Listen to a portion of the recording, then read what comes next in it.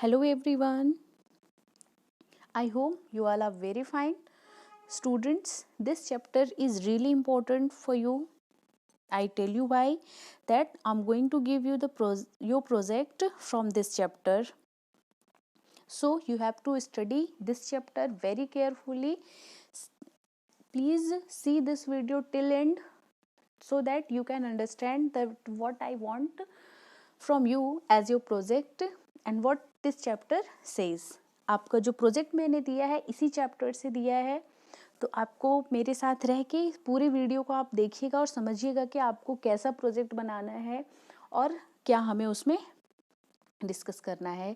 जैसे मैंने आपके क्लास ग्रुप में ही आपको इन्फॉर्म किया था कि आपको 5 टाइप की मैंने डिजीज़ मैं आपको बताऊंगी। उन 5 डिजीज़ में से किसी 2 डिजीज़ को चूज़ करके आपको उस पर अपना प्रोजेक्ट तैयार करना है।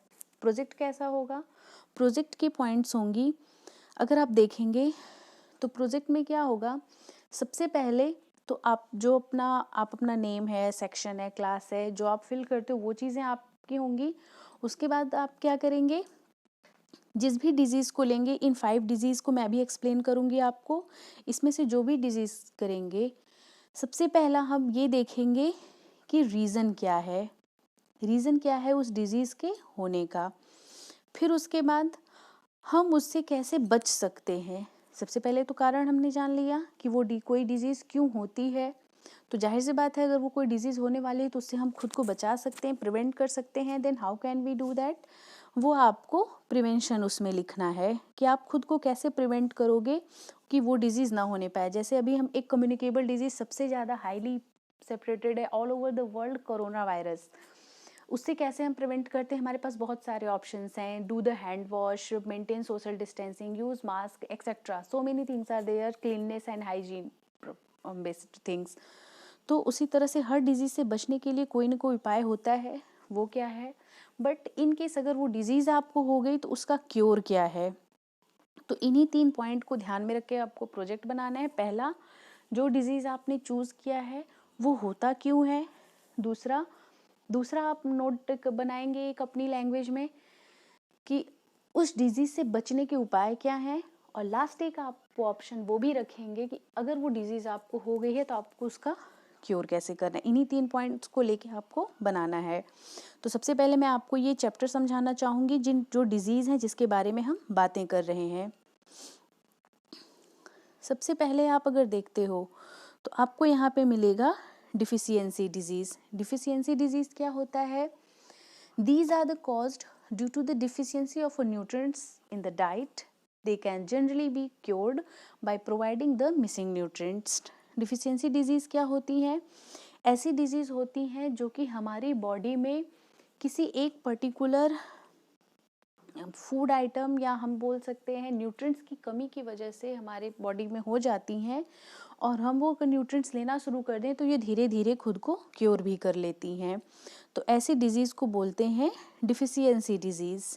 ओके, नाउ नेक्स्ट हम देखते हैं कम्युनिकेबल डिजीज़। कम्युनिकेबल डिजीज़ मतलब कि ये ना तो जेनेटिक होता है और ना ही आपके किसी न्यूट्रिएंट्स की कमी से होता है, बट इस डिजीज़ का अगर कोई एजेंट आपके आसपास है, आपके एनवायरनमेंट में, आपके टच में आता है तो ये डिजीज़ आपको भी हो जाती है। इसका बेस्ट एग्जांपल है कोरोना वायरस, कि अगर आप इन्फेक्टेड पर्सन के आसपास आते हो, इन्वायरमेंट में आते हो, उससे कम्युनिकेशन रखते हो तो आपको भी वो डिजीज़ हो जाएगी। तो ऐसे को डिजीज़ को बोलते हैं कम्युनिकेबल डिजीज़, जो कि किसी बैक्टीरिया, फंगी या फिर वायरस के थ्रू हो जाता है। फिर उसके बाद हम देखेंगे नेक्स्ट, आप देख रहे हो यहाँ पे एक ऑप्शन आपको मिल गया है, क्या? Degenerative disease. डीजनरेटिव डिजीज़ क्या होती हैं? हमें पता है हमारी पूरी बॉडी जो ऑर्गन्स हैं उनका एक पर्टिकुलर फिक्स्ड वर्क है कि उस ऑर्गन को उस तरह से किस तरह काम करना है। आपका लीवर कैसे काम करेगा, किडनी कैसे काम करेगी, इंटेस्टाइन कैसे काम करेगा, सबका फिक्स्ड वर्क है। बट इन केस किसी तरह से वो माल फंक्शनिंग में चले जाते हैं। माल फंक्शनिंग क्या होता है? माल फंक्शनिंग होता है कि जिस तरह से हमारी बॉडी डिज़ाइंड है, हमारे ऑर्गन डिज़ाइंड हैं फंक्शन करने के लिए, उनका क्या हो जाता है? डिस्टर्बेंस हो जाता है, तो उसे हम बोलते हैं माल फंक्शनिंग। तो अगर हमारी बॉडी का कोई ऑर्गन माल फंक्शनिंग करने लगता है और उसकी वजह से कोई डिजीज़ आती है तो उसे हम बोलते हैं डिजेनरेटिव डिजीज़ बोलते हैं। नेक्स्ट है आपका एलर्जीज़। आपके आसपास, आपके सराउंडिंग, आपके इन्वायरमेंट में कोई भी चीज़ आपको हार्म पहुंचा रही है जिससे आपको एलर्जी, आपको प्रॉब्लम होने लगती है आपकी बॉडी को, तो उसको बोलते हैं एलर्जी। या आपके इन्वायरमेंट में धूल और धूप से भी हो सकता है, हीट से भी हो सकता है, सन से भी हो सकता है, या तो अगर आप कुछ कंज्यूम कर रहे हैं कोई फूड आइटम या फिर कोई मेडिसिन तो भी आपको एलर्जी हो सकती है। नेक्स्ट है कैंसर। कैंसर क्या होता है? Abnormal growth of cell. आपको पता है कि हमारी बॉडी में जो सेल के साथ सेंट्रोसोम पाया जाता है, सेंट्रोसोम क्या करता है? हमारी बॉडी की जो सेल्स हैं उनको डिवाइड कर देता है। डिवाइड करने का एक फ़ायदा होता है कि सपोज़ अगर आपके पास कहीं कोई कट लग गया या फिर कुछ भी आपको चोट होती है तो सेल आपस में डिवाइड हो के उस जगह को कवर कर लेती हैं और आपका जो आपको चोट लगी थी या जो आपको वहाँ पे इंजरी हुई थी वो ठीक हो जाता है। लेकिन यही सेंट्रोसोम जब अननेसेसरी बहुत एक्स्ट्रा ग्रोथ के साथ सेल डिवीज़न करने लगता है तो वहाँ पे एक्स्ट्रा सेल जमा होने की वजह से क्या बन जाता है? ट्यूमर बन जाता है। ट्यूमर बन जाता है जो आगे जाके कैंसर का रूप ले लेता है। तो जब एबनॉर्मल सेल डिवीज़न होने लगती है, मतलब अनकंट्रोल्ड, कोई भी चीज़ अगर कंट्रोल के बाहर है तो वो हमारी बॉडी के लिए सही नहीं है। तो जब अबनॉर्मल अनकंट्रोल तरीके से सेल डिवीज़न हमारी बॉडी में होने लगता है तो वो ट्यूमर बना लेता है जो कि हमारे लिए हार्मफुल है। तो पहला हमने क्या पढ़ा? डिफिशियंसी डिजीज़, ऐसी डिजीज़ जो किसी न्यूट्रिएंट्स की कमी की वजह से हमारी बॉडी में हो जाती हैं उसको हम बोलते हैं डिफिशियंसी डिजीज़। और अगर हम वो न्यूट्रिएंट्स फिर से कंज्यूम करने लगे तो हमारी जो बीमारी है वो सही हो जाएगी, इसको हम बोलते हैं डिफिशियंसी डिजीज़। नेक्स्ट आपका है कम्युनिकेबल डिजीज़। हम जेनेटिकली हमें कोई बीमारी नहीं है, हमें फूड से न्यूट्रिएंट्स की वजह से कोई बीमारी नहीं हुई, लेकिन उस जो डिजीज़ का एजेंट है वो हमारे आसपास है और हमें वो बीमारी हो गई तो वो कहलाता है कम्युनिकेबल डिजीज़। नेक्स्ट है आपका डिजेनरेटिव डिजीज़। हमारे हर बॉडी ऑर्गन का जो प्रोसेसिंग है, जो काम है वो फिक्स्ड है कि उसे कैसे फंक्शन करना है, लेकिन अगर किसी भी रीज़न की वजह से हमारे जो ऑर्गन है वो गलत तरीके से माल फंक्शनिंग में चले जाते हैं, फंक्शन प्रॉपर नहीं करते हैं और उसकी वजह से अगर हमें कोई डिजीज़ हो जाता है तो उसे हम बोलते हैं डिजेनरेटिव डिजीज़। एलर्जीज़ किसी भी मेडिसिन, फूड आइटम या फिर आपके इन्वायरमेंट की धूल, धूप, सन, हीट की वजह से अगर आपको प्रॉब्लम आपकी बॉडी में हो रही है तो उसको हम बोलते हैं एलर्जीज़। और कैंसर हमारी बॉडी में जो एबनॉर्मल ग्रोथ होने लगती है सेल्स की सेंट्रोसोम की वजह से उसको हम बोलते हैं ट्यूमर, वो बना लेता है और जिसको हम क्या बोलते हैं? कैंसर। तो अब आप कुछ डिजीज़ देखेंगे किसकी वजह से वो होता है और क्या क्या उसका नाम है। तो सबसे पहले आप जो देख रहे हैं यहाँ पर आपको देखेंगे अगर आपकी बॉडी में प्रोटीन की कमी हो जाती है, अगर आपकी बॉडी में प्रोटीन कम हो जाता है तो प्रोटीन की कमी से आपकी बॉडी में जो आपको हार्म पहुँचता है उसको हम बोलते हैं क्वेसिरोकर। क्वेसिरोकर आपको डिजीज़ हो जाती है। अगर आपकी बॉडी में आयरन की कमी हो जाएगी तो आपको एनीमिया हो सकता है, खून की कमी। और अगर उसके बाद आप स्पिनाच है, आप अगर जैगरी खाना शुरू कर दिए तो जैगरी और स्पिनाच क्या होती हैं? आयरन का बहुत अच्छा स्रोत होती हैं, जिसको पालक और गुड़ बोलते हैं। अगर आप वो खाना शुरू कर दो तो आयरन की कमी आपकी बॉडी में कंप्लीट हो जाएगी और आप इस डिफिशियंसी से क्योर कर सकते हो।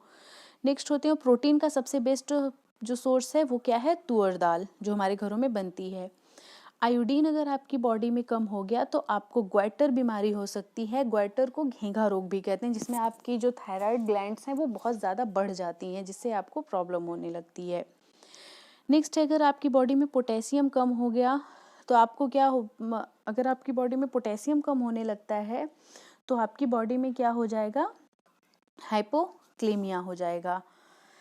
नेक्स्ट आपका है विटामिन ए की कमी से नाइट ब्लाइंडनेस हो सकता है आपको। अगर आपको, जिसे हम रतौंधी बोलते हैं, आपको रात में कम दिखाई देना शुरू करेगा। नेक्स्ट है अगर आपकी बॉडी में विटामिन बी नहीं है तो आपको बेरी रोग हो जाएगा, जिससे आप कमज़ोरी फील करेंगे। B2 अगर आपकी बॉडी में कम हो गया, अगर होता है ना कि बी कॉम्प्लेक्स क्या होते हैं? B1 B2 B3 B और इस तरह से जो होते हैं उन्हें बी कॉम्प्लेक्स, विटामिन बी की जो ग्रुप है उसको बी कॉम्प्लेक्स बोलते हैं। तो विटामिन B1 अगर है तो बेरी बेरी, और अगर विटामिन B2 आपकी बॉडी में कम हो गया तो आपको क्या जो डिजीज़ होगी उस डिजीज़ को हम बोलते हैं एर्बीफ्लोनोसिस।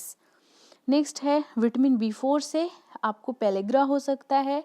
विटामिन B12 से अगर आपको B12 की कमी हो गई है तो B12 अगर आपकी कमी हो गई है तो आपको होगा प्रेनेसिस एनीमिया। ये डिजीज़ है। विटामिन सी, आपको पता है कि आपको अगर विटामिन सी आपकी बॉडी में कम है तो आपको स्कर्वी मतलब मसूड़ों से जुड़ी हुई प्रॉब्लम हो सकती है, और अगर विटामिन डी की आपकी बॉडी में कमी है तो आपको रिकेट्स हो सकता है। तो ये तो कुछ आपकी थी डिफिशियंसी डिजीज़, मतलब अगर न्यूट्रिएंट्स आपकी बॉडी में कम है तब आपको क्या क्या डिजीज़ हो सकती हैं। अब हम देखेंगे कि जो हमें जो डिफरेंट डिफरेंट टाइप के बैक्टीरिया वायरसेस से होता है, तो बैक्टीरिया से कौन कौन सी बीमारी होती है? कॉलरा हो सकती है, ट्यूबरकुलोसिस हो सकती है जिसे निमोनिया कहते हैं, या टाइफाइड हो सकता है। ये सब आपका बैक्टीरिया से होता है। कॉलरा, ट्यूबरकुलोसिस जिसे हम निमोनिया बोलते हैं, और टाइफाइड आपको बैक्टीरिया से होता है। वायरस से कौन कौन सा होगा? चिकन पॉक्स आपको हो जाएगा, आपको मिसल्स हो जाएंगे, और एड्स, ये आपकी क्या है? वायरस से होने वाली हैं। फंगी से क्या होने, फंगी जो होते हैं वो क्या करते हैं? फंगी से कौन कौन सी बीमारी हमें हो सकती है? तो फंगी से होने वाली है रिंगवर्म और एथलीट्स एंड फूट, जो हमारे पैरों में घाव जैसा बना ले। नेक्स्ट है प्रोटोजोआ।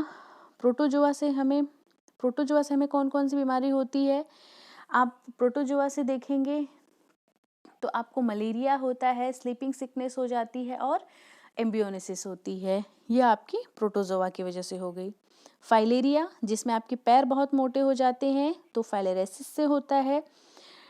टेप वॉर्म से आपको टेनिसोइसिस हो जाता है। और नेक्स्ट आपको आप देखेंगे डीजेनरेटिव डिजीज़। डीजेनरेटिव डिजीज़ मतलब आपकी बॉडी के कोई ऑर्गन जो माल फंक्शनिंग में है, तो क्या हो गया? तो माल फंक्शनिंग ऑफ हार्ट, अगर आपका हार्ट प्रॉपर काम नहीं करेगा तो आपको हार्ट अटैक आ सकता है। और माल फंक्शनिंग ऑफ पेनक्रियाज, अगर आपका पेनक्रियाज प्रॉपर काम नहीं कर रहा है तो आपको डायबिटीज़ हो जाता है। पेनक्रियाज के लिए मैं आपको बताना चाहूँगी कि पेनक्रियाज क्या करता है, हमारी बॉडी में क्या करता है, इंसुलिन हार्मोन हमारी ब्लड को देता है, जिससे कि हमारा ब्लड जो होता है उसमें जो शुगर की लेवल होता है वो कंट्रोल हो जाता है। लेकिन जब यही पेनक्रियाज वो इंसुलिन हार्मोन ब्लड को नहीं दे पाता, माल फंक्शन करने लगता है, तो हमारी बॉडी में जो शुगर लेवल है वो बढ़ने लगता है, जिसे हम क्या बोलते हैं? डायबिटीज़। तो ये आपकी कुछ डिजीज़ थी जिसको आपको अच्छे से पढ़ना है। और ऊपर के जो 5 डिजीज़ मैंने बोली है, आप कुछ भी सोर्स ऑफ इंफॉर्मेशन कर सकते हो, इंटरनेट से सर्च कर सकते हो, बुक स्टडी कर सकते हो, किसी से पूछ के समझ सकते हो। आप अपने आसपास सर्च करिए, इन 5 में से कोई भी आप 2 डिजीज़ को चूज़ करिए। वो होते क्यों हैं? पहला रीज़न, क्योंकि उनका रीज़न भी आपको बताना है, उनसे कैसे बचा जाए वो भी बताना है, और अगर वो प्रॉब्लम आपको हो गई तो आप उसको क्योर कैसे करोगे वो भी आपको बताना है। तो अपना प्रोजेक्ट रेडी करिएगा। हम मिलते हैं नेक्स्ट वीडियो में। Till then take care you all.